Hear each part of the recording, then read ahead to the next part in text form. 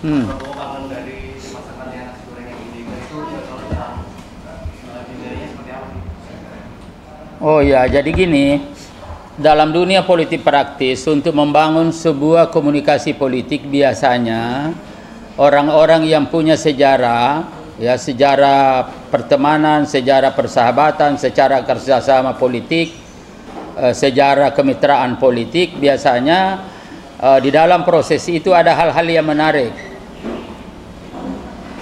Dengan diungkapkannya nasi goreng itu, saya memahami betul bahwa hubungan dan kerjasama politik antara Ibu Mega dengan Pak Prabowo selama ini pasti nasi goreng itu termasuk salah satu yang bisa diangkat sebagai sebuah instrumen untuk menyentuh suasana kebatinan. Nah, sentuhan suasana kebatinan ini penting di dalam membangun sebuah kerjasama politik. Karena apabila suasana kebatinan itu sudah sama dan sudah menyatu, maka tentu masalah-masalah lain itu bisa dengan mudah bisa kita lakukan. Nah, itu saya pahami dengan itu loh. Nah, yang kedua juga adalah bahwa ya boleh jadi ingin menjelaskan bahwa hubungan antara Ibu Mega dengan Pak Prabowo itu sebenarnya ya baik-baik saja gitu, tidak ada masalah gitu loh. Nah, kenapa diributin dan kenapa orang mau repot gitu ya. Nah, oleh karena itu saya punya anggapan bahwa pertemuan antar kedua tokoh ini dan sudah berlangsung selama ini, apalagi pada pertemuan pertama, sebenarnya di situ kan sinyalnya sudah jelas, dan ini menurut pandangan saya yang paling penting. Karena untuk membangun sebuah integrasi bangsa dalam rangka penguatan persatuan dan kesatuan, serta untuk mendorong kerjasama politik dan kemitraan politik ini, ya saya kira perlu dikembangkan sebuah paradigma. Dan Pak Prabowo sudah memberikan sinyal ini bahwa ketika kita bicara tentang keragaman, tentang integrasi sosial, tentang kemajemukan, ya tentang heterogenitas, itu harus dilihat dalam perspektif visi, bukan fisik. Ini, jadi melihat keragaman itu dalam perspektif visi, bukan fisik. Artinya apa? Meskipun sama-sama koalisi, di dalam sebuah koalisi, tetapi tidak satu visi, pasti berantem. Meskipun berbeda rumah misalkan, berbeda partai, tidak dalam suatu koalisi, tapi visinya sama, pasti bisa kerjasama, pasti bisa membangun sebuah kemitraan politik. Nah, oleh karena itu maka persoalannya di sini adalah bukan persoalan PDIP ada di dalam atau ada di luar, tetapi bagaimana satu visi antara pemerintahan Prabowo dengan Mbak Mega gitu ya. Ini kan penting, dan menurut pandangan saya kan selama ini sudah ada satu visi. Apa itu? Pada pertemuan pertama ya sudah diinformasikan bahwa ada kesepakatan kita sama-sama membangun dan penguatan persatuan dan kesatuan bangsa, membangun integrasi bangsa, dan bagaimana Pancasila ini betul-betul kita tetapkan sebagai sebuah ideologi dan falsafah bangsa. Ini kan sudah disepakati itu, dan ini yang menjadi poin. Belum lagi Pak Prabowo terakhir mengatakan bahwa kita ini ibarat rumah besar. Kita ini adalah penghuni-penghuninya. Maka kita memiliki tanggung jawab yang sama untuk merawat rumah besar ini, apapun posisi kita.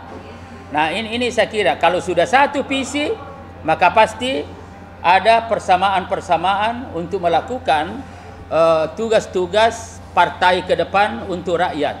Lalu Pak Prabowo menambahkan lagi bahwa paradigma yang harus kita kembangkan hari ini adalah paradigma rakyat. Kalau kita sudah bicara tentang rakyat, maka kita harus satu.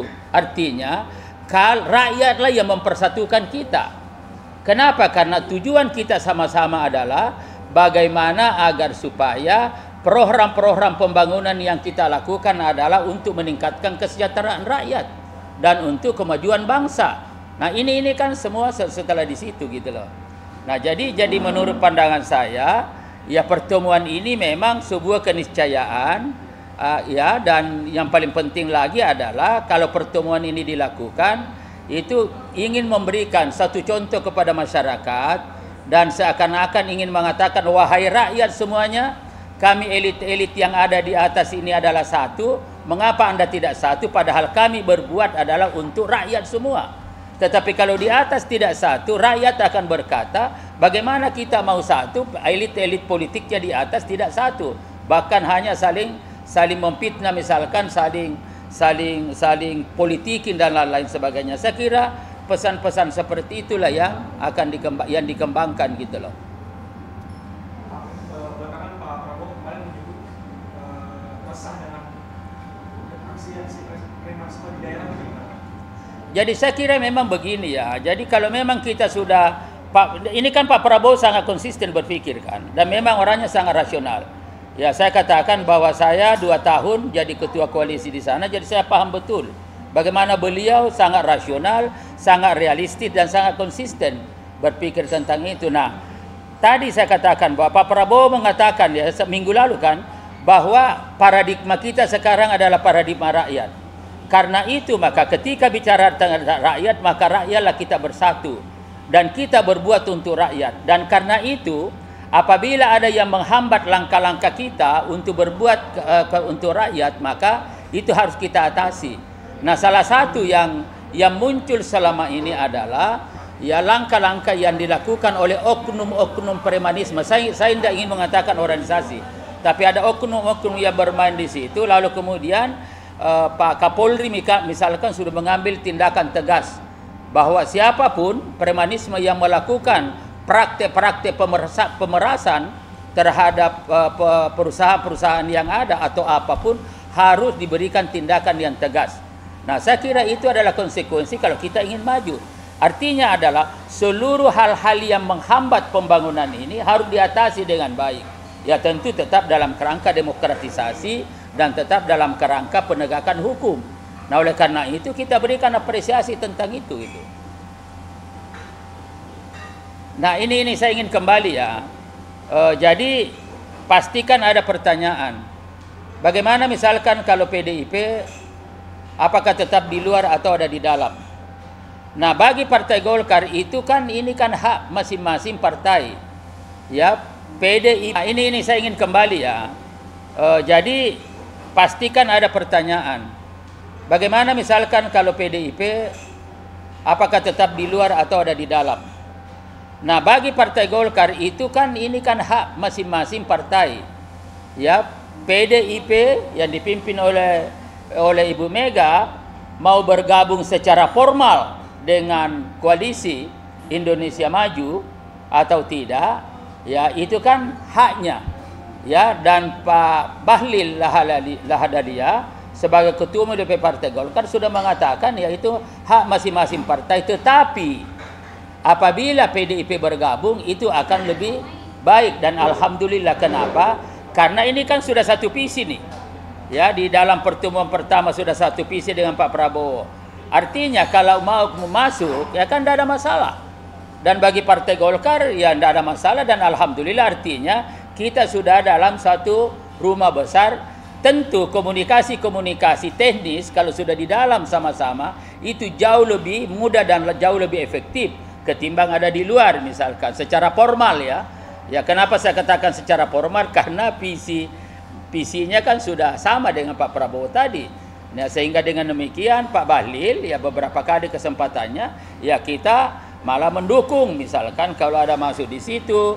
Kemudian tentu kita secara bersama-sama merawat rumah Indonesia besar ini, dan kita pastikan kepemimpinan Pak Prabowo akan berhasil ya pada periode pertama ini, dan terbuka kemungkinan untuk kita mencalonkan pada periode selanjutnya gitu. Kira tidak, udahlah, kan kita sudah tahu semua bahwa ini, maaf saja, betapapun kuatnya masalah secara pribadi itu, saya punya keyakinan bahwa masalah pribadi itu tidak mungkin mengalahkan masalah yang lebih besar, yang kepentingan institusi sebuah partai besar gitu loh. Sama dengan Pak Prabowo tidak mungkin mengerbangkan kepentingan nasional hanya mempertimbangkan kepentingan 1, 2, 3 orang.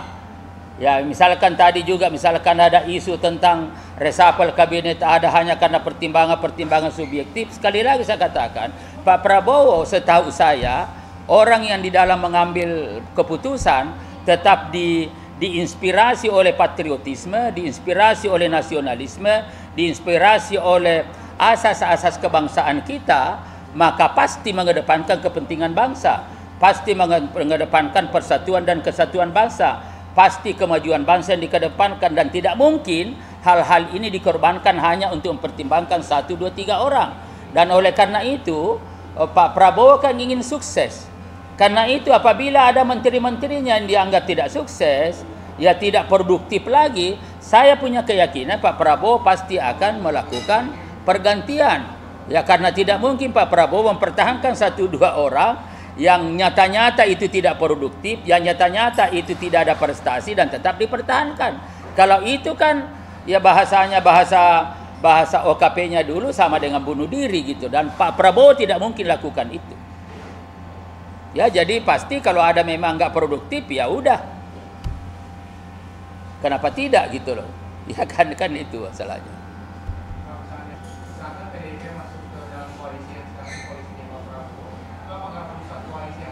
Ya saya kira tidak, karena itu tadi. Karena kata Pak Prabowo, ya visi, kalau visi, saya katakan kalau visi sudah sama, maka hal-hal lain kan bisa dibicarakan. Kemudian yang kedua, paradigmanya rakyat. Ya koalisi Indonesia Maju, ya dan kabinet merah putih itu kan visinya sudah rakyat. Pembangunan, ingin sukses. Ya maksudnya PDIP justru menambah kekuatan. Satu visi. Hubungan politik secara teknis dalam rangka untuk mendorong pembangunan ini ya dengan mengedepankan nastacita sebagai sebuah gerakan pembangunan, saya kira lebih efektif lagi. Kalau ada komunikasi, tidak usah lagi ada terik-terik mau nasi goreng, mau apa, langsung aja nasi goreng dimakan lalu kan bisa ketemu, tidak usah menunggu beberapa hari gitu loh. Ini kan masalah teknis. Jadi visi di atas sudah sama. Bagaimana teknis ke depan? Itu tidak begitu susah kalau visinya sudah jelas. Karena tidak mungkin ada langkah-langkah teknis yang kita ambil yang merusak visi besar itu. Apa visi besar itu? Komitmen integrasi bangsa, komitmen penguatan persatuan kesatuan, komitmen Pancasila sebagai ideologi bangsa, dan komitmen menjadikan rakyat sebagai sebuah paradigma, dan karena rakyatlah kita bersatu. Untuk apa? Ya untuk kesejahteraan rakyat, untuk kemajuan bangsa, untuk mencapai bagaimana Indonesia emas ke depan dan lain-lain sebagainya. Ini kan sudah nih. Nah bagaimana di bawah, apa di dalam atau tidak, ini masalah teknis sebenarnya. Ya tapi kalau di dalam, kata Pak Bahlil Lahadalia, ketua umum saya, itu lebih efektif komunikasinya dan ini akan lebih bagus. Gitu loh. Dan tidak ada masalah kan. Malah kan itu visi sama kok, kan kita ini sesama anak bangsa. Ya kita ini adalah penghuni besar, bagaimana merawat ini. Kalau kita satu visi kan lebih enak. Kita bicarakan bersama. Ya tidak usah ada semacam formal pertemuan. Tidak usah lagi ada olahan-olahan. Langsung ada ketemu, ayo kita ketemu. Kan enak kan gitu. Ya saya kira gitu.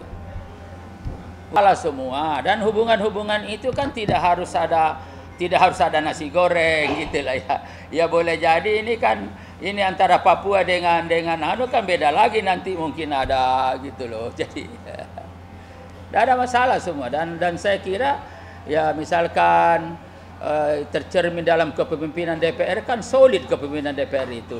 Ada Mbak Puan, ada di situ Prof Dasko, ada di situ Adis Kadir. Kalau bicara Golkar, dan ada yang lain, ini kan saya melihat hubungannya selama ini sangat efektif, produktif. Ya, produktif artinya bahwa prestasi-prestasi yang dicapai DPR selama ini kan kelihatan gitu ya, dan tidak pernah ada satu gejolak-gejolak, tidak ada di sana. Tetapi semua kan jalan. Partai lain kan ini kan hubungannya tidak hanya harmonis tapi ya. Enggak.